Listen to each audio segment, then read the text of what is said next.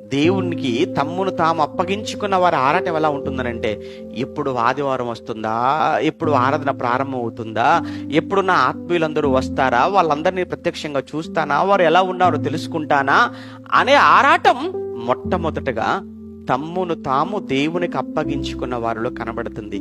ఇది ఒక వ్యసనంగా మారిపోతుంది అనమాట. ఆదివారం ఏమండి, 6 రోజులు కుటుంబాలతోనే కదండి ఉంటాం మనం. 6 రోజులు కూడా నీ భార్య, నీ భర్త, నీ పిల్లలు, మీ అమ్మ, నాన్న, ఏమండి మామ అనుకుంటూ తిరుగుతుంటారు కదా 6 రోజులు. ఒక్క రోజే కదండి సంఘంగా మనం కూడుకునేది, ఒక్కటే రోజు కదా. ఆ ఒక్క రోజు కూడా ఒక 2 గంటలే కదా.